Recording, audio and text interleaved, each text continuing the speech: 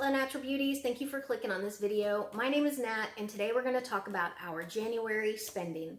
So for 2026, we're just trying to be better with our money, a little more cognizant, a little more responsible, and each month we are setting small goals. And for January, I had two goals. The first was to stay within my budget, and the second was to not make any unplanned purchases. I did fail. Not beating myself up over it. I'm going to tell you why, because in a way, technically I did still stay within my budget, but they were unplanned purchases and that was one of my goals. So it was a failure. Let's go ahead and see how January panned out.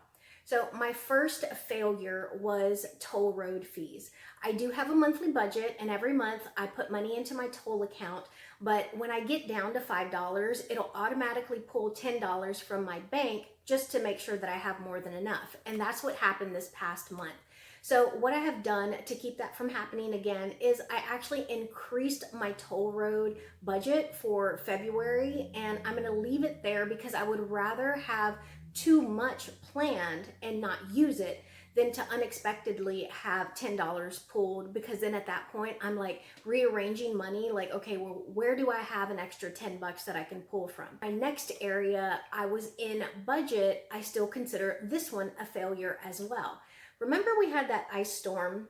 Well, I went and I purchased an additional bag of cat food, and I had the money for it in my pet's budget, but it was unexpected. And again, we did not want any unexpected purchases in January. So I considered that a failure. I just didn't want to get caught in the situation like maybe I couldn't get out on the road, or maybe there wasn't any cat food available nearby. So I just kind of bit the bullet. And for that, I spent an additional $22.25. But I stayed within the pet's budget, but just unexpected, and that was a goal for January, so it was a failure. For the rest of January, I feel like we did really well. Now, I did specifically use my Discover card for all grocery purchases because for the first quarter, they offered, no, I was gonna say 10% back, I wish. They offer 5% back for grocery stores, but that doesn't include Walmart. They also offer 5% back on whole store purchases and select streaming services. But my streaming services go through my phone, so that doesn't matter for me.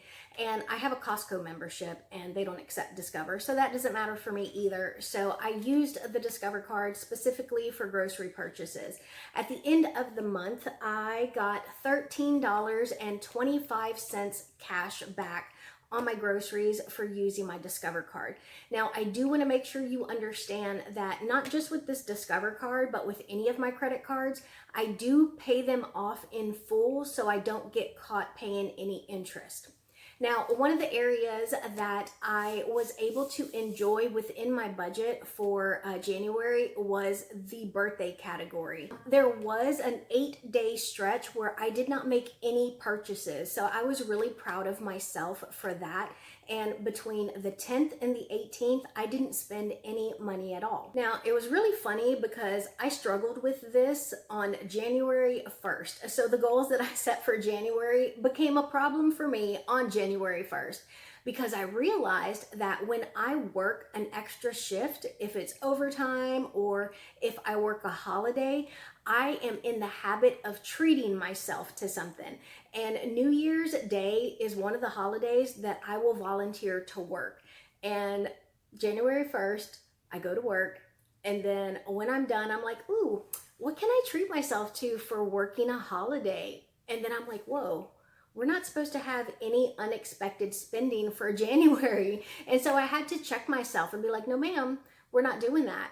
And I did not realize that I do that, because the same thing, if I pick up a shift on the weekend, I'll allow myself to, buy some tacos, or, I'll go and buy something for myself as a little treat. And I did not realize that until this challenge. And it was just really funny because it was January 1st. So straight out of the gate, day one, I almost broke my no buy. I almost failed the entire month on day one. So I just thought that was kind of funny and maybe even a little sad. Now, another thing that I did and I really enjoyed is, that I have 2 cookbooks that I am trying to work my way through. And I meal prepped one of the recipes out of this Indian cookbook. And I made this tarka dal. And it was really good. I made it with some cornbread and I put a few servings into the freezer. So I even have some of that left over.